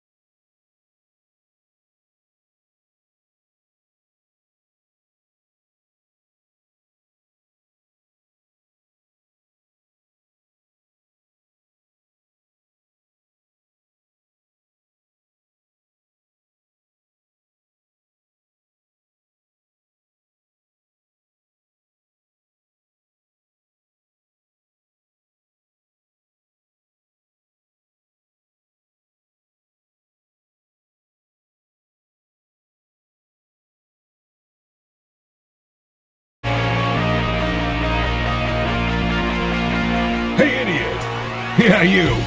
Can you please tap that rather large fellow on the shoulder and tell him it's time for more MMA Junkie Radio with Gorgeous George and Goes? Thank you. SiriusXM Radio is giving our subscribers the chance to win an opportunity to go to Minneapolis, Minnesota for Super Bowl 52. One grand prize winner will receive a trip for two, including airfare, 3 nights hotel stay, and 2 tickets to Super Bowl 52 on February 4th in Minneapolis, Minnesota. If you're a football fan, this is the ultimate prize. No additional purchases necessary. For official rules and to enter, go to SiriusXM.com/Super Bowl. Do that before January 24th. 2018. The NFL entities as defined in the official rules have not offered or sponsored this sweepstakes in any way. All right, just to finish out, a couple more shout-outs here on the Facebook chat. Martin Stabilo popping in from Hawaii. Era Mitzelplick, she says, good evening from Europe. To be more exact, she is in Slovakia. Oh. Jason Ford says, welcome to the White Knight Hour by Gigi. He doesn't white knighting for anything for Michael Johnson. And I think he kind of brings this up a lot when I white knight for the black fighters. Oh, really? Yeah. Huh. He's always the first to go, oh, look at Showtime. He's bro time when Showtime is,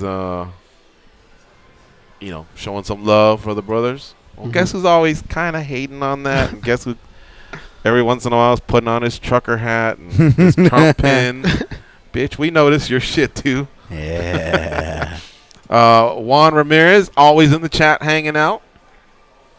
Fuck the Patriots and the Saints. Juan Ramirez, he's kind of angry, isn't he? He is, yeah. He's just, to hell with everyone. He might as well just say that. Mm-hmm. He just, I don't know. All right, here he says, fuck Mark Davis, fuck Las Vegas.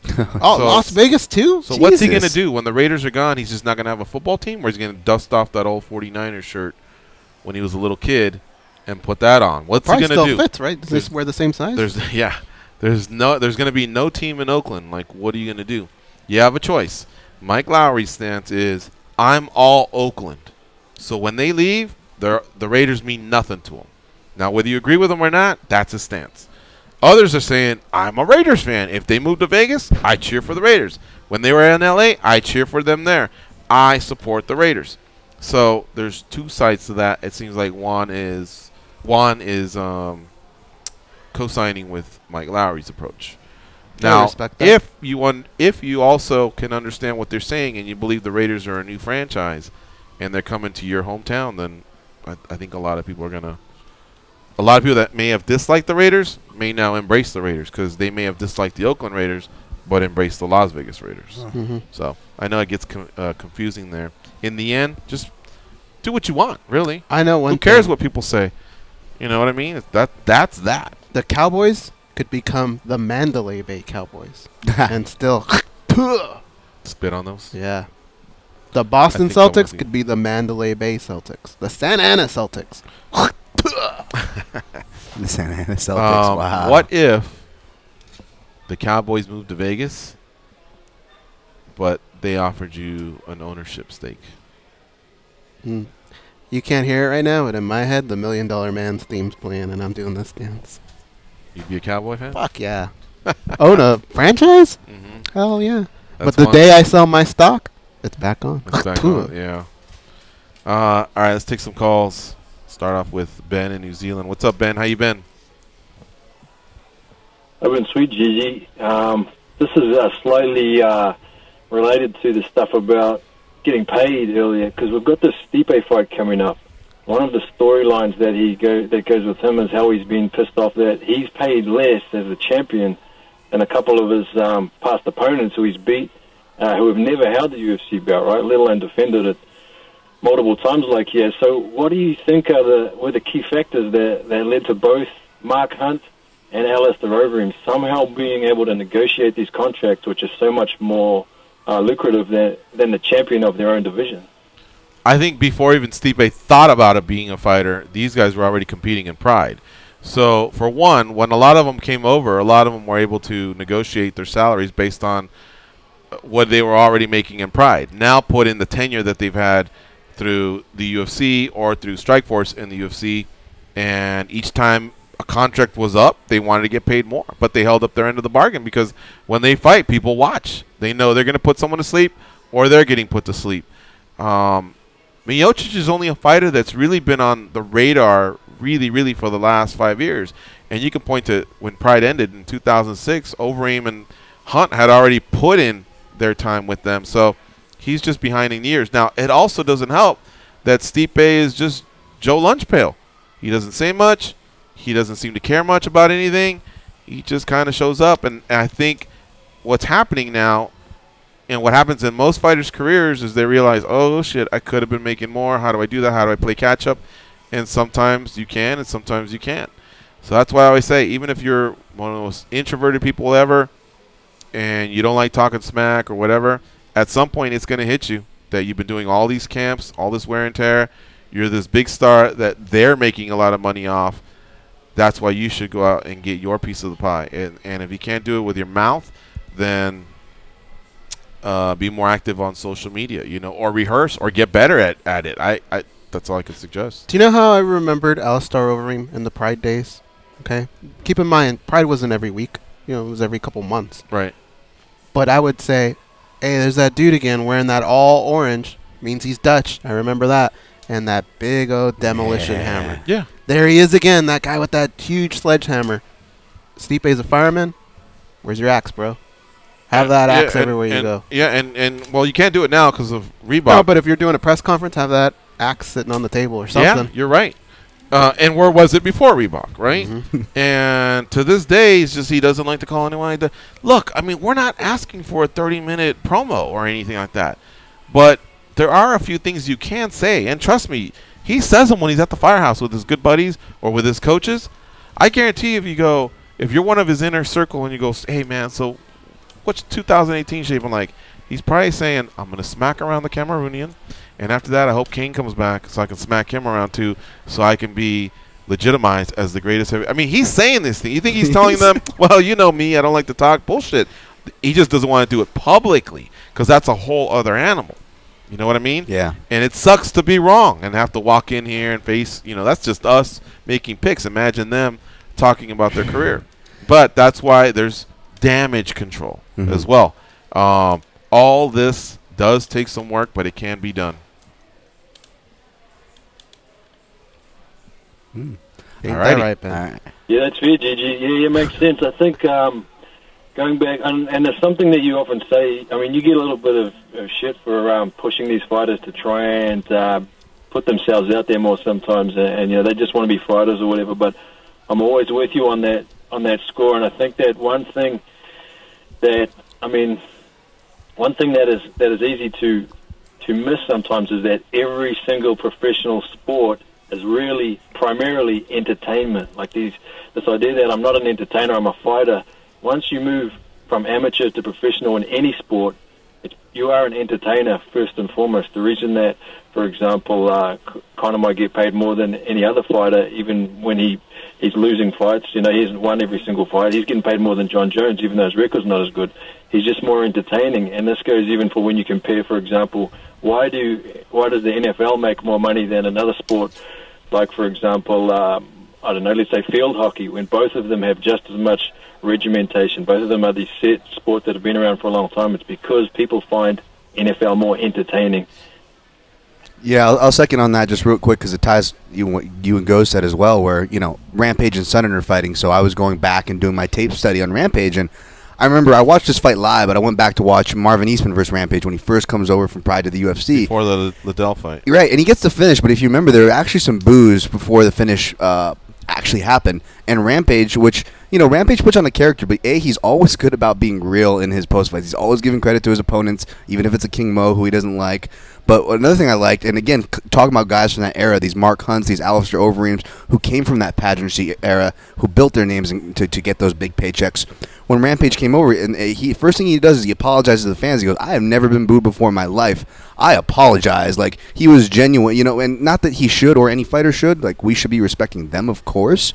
But speaking to that other side of things, that having that awareness, right? And look how well it served Rampage throughout his career, having that awareness, that market, understanding that side of things. So whether we agree with it or not, we can't deny that it's real. It's a real fact.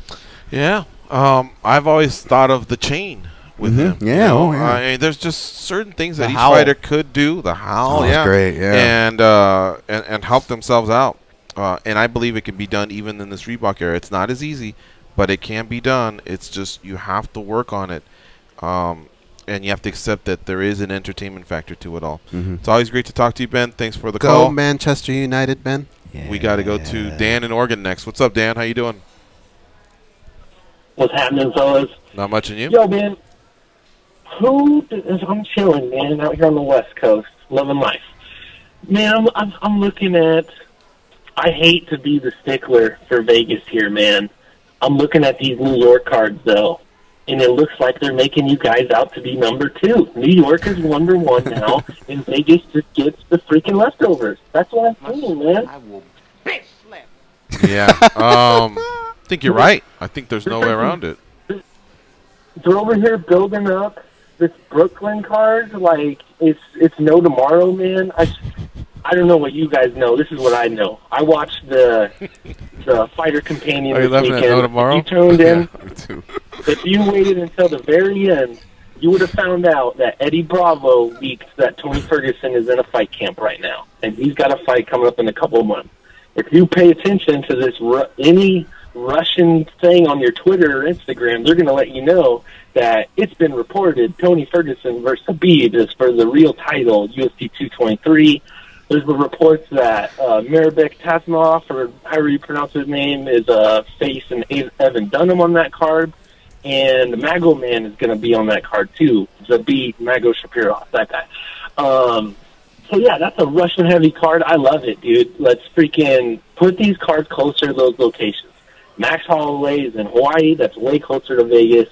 Brooklyn is way closer to Russia and all this shit. It just kind of F you guys out of this whole situation. Or do you think that the Vegas Commission effing over Nick Diaz and Connor kind of we're seeing some residuals of this? Like, what's going on here? And I saw another thing on Twitter. You guys are talking about, oh, you can get these awesome paydays, and look at Ngannou. He's getting $500,000 for this thing. I saw some shit about a boxing fight coming out, and the 2 heavyweights that are headlining that card are going to make $28 million combined between the two. So you could sit here and say that $500,000 is awesome, but I didn't say it was not awesome. even close. But I didn't say it was awesome. You all are sitting here and you'll talk about like, oh, you guys do this to get paid. You got to promote. It's like, what the fuck does Dana White do these days, man? Is he just running the company into the ground so the Fertitta brothers can come back and buy it again here in a little bit? Because I don't see promotion going on his end. And last thing, Weidman versus Branch headlining UFC on Fox. Oh, yeah? He lost 3 fights on pay-per-views, but he won his last one free on Fox. Let's get him out there again free on Fox. Try to build this man back up because he acts like he's still the champ. But I want to see you actually defeat some people, a.k.a. the double champ from World Series of Fighting. Back to you guys, man. See you, I'm out. bud. All right. Yes. What the fuck happened?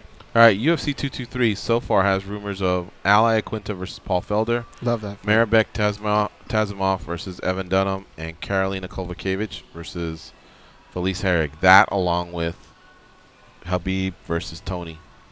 UFC 222, which is 1 month earlier, has Max versus Frankie, CB Dollaway versus Hector Lombard, Andrei Arlovsky versus Stefan Struve, Sean O'Malley versus Andrei Sukumthov, Mackenzie Dern versus Ashley Yoder, Ketlin Vera versus Kat Zingano, and Brian Caraway versus Cody Stamen. He is right. Let's start one by one. Vegas needs more firepower. That's some bullshit right there. I love the main event. So it's like showing up and going, we got a turkey. All right, cool. I want to see the stuffing and the yams and all that other stuff, and I'm not seeing that yet. Yeah. You know, I'm seeing more of the side dishes. I'm seeing Hawaiian rolls. There you go. I'm seeing He hates Thanksgiving. He does? Yeah. I'm That's seeing the worst Hawaiian analogy you rolls could've and used. cranberry, but like, where's the mashed potatoes and stuffing and the ham and whatever, like some of the other big dishes? because a lot of these fighters are just a little bit past their prime, or they're not factoring in to the title hunt. Now, I like Sean O'Malley. I think he's a few fights away from being like that type of a fighter, but he's not there yet. I love what Mackenzie Dern brings and the popularity that she could have if she continues winning, and what Kat has done. But Kat and Brian don't fight often. Arlovsky and Struve lost some big fights recently. So did CB and Lombard. I mean, I'm wondering, well, where's the rest of the main card? Is that fair to say? Yeah. Where's the rest of the main card? Yeah. Thanks for that, Fair. but where's the rest of the main card? I have yet to see that. So I'd love to start hearing some matchups, because now we're less than 2 months away. As far as UFC 223, I mean, have I blown my load yet? No. I mean, these are some nice matchups. These are some nice matchups. I don't know. I mean, Dan has blown his load. He's like, wow, this is incredible. Yeah, I mean, Habib and Tony and Max and Frankie cancel each other, right? Now, right now, I am seeing Kovacevic and Herrig could possibly make that main card. I had Quinton Felder for sure could make the main card. The other one, probably more of a Fox Sports. So as far as what they're doing on the main card, yeah, it's off to a nicer start. But I think Vegas will come strong, and they have to close strong. They have to close very strong, because they just have not done well lately. So they need to pick it up. That I agree with Dan. As far as Dana White and running the company in the ground, I mean, without proof of that, you're just talking, Dan. And as far as fighters, what they can do, it's just a conversation we've been having here on the show. They feel like it's on the UFC to promote. And, well, now the UFC's pretty open about the fact that they're not doing it. What are you going to do as a fighter? That's what I like to know.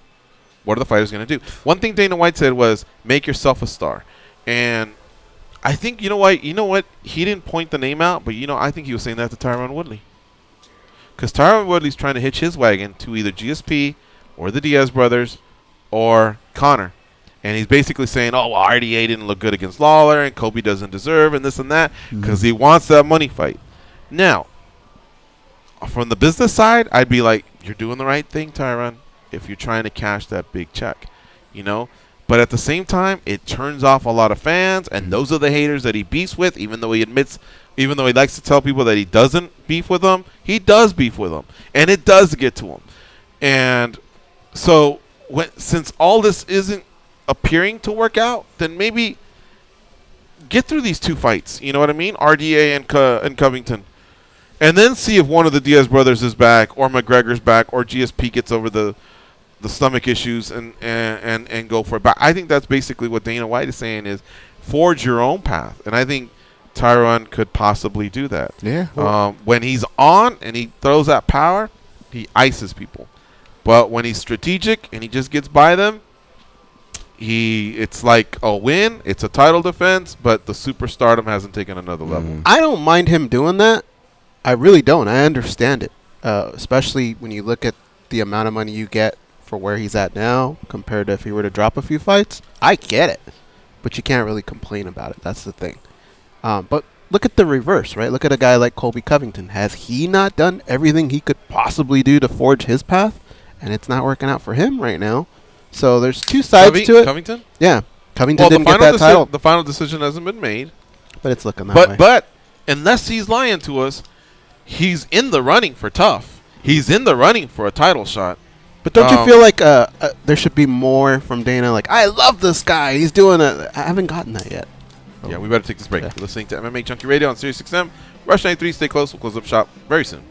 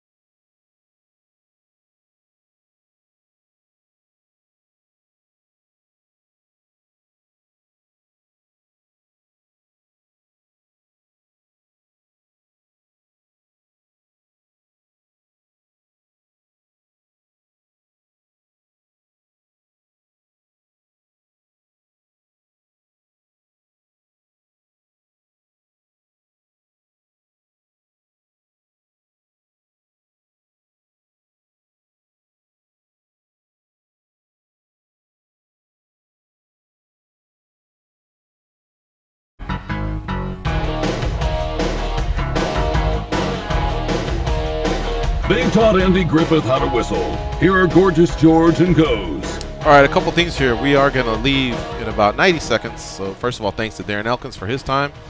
The Damage is coming off a win over Michael Johnson at UFC Fight Night 124 in St. Louis. Possible contender fight versus Brian Ortega awaits him. And then maybe a title shot after that. Who knows? We're hearing Swanson is considering an offer from the UFC. So that's good. Cub Swanson is a free agent. And I'm hearing the UFC that they're having really, really good dialogue. Jay Glazer has joined the Bellator broadcasting crew. We'll talk a little bit more about that because that surprised me a little bit. Jay Glazer is through and through Fox Sports. And I just thought, well, I thought maybe lines were drawn once that deal was made with the UFC years ago. But Glazer will be joining Bellator for 192. Good for them. Real good article, by the way. Shout out to Stephen Morocco. He caught up with Josh Barnett. Barnett explaining his side of why he won't settle with USADA. Give it a read. I think you'll really, really like it. Goes, you got something on your mind? No. Oh, it looked like you wanted to say something. Oh, no, I was just agreeing. Lastly, John Danaher was on the Joe Rogan podcast. Apparently, he's giving a grim outlook for the return of fighting. He's dealing with those stomach issues, and it may be more serious than we thought. All right, folks, we'll be back tomorrow. Steve Cofield will be in studio. Probably have another guest or two. We'll see you then. Be champions.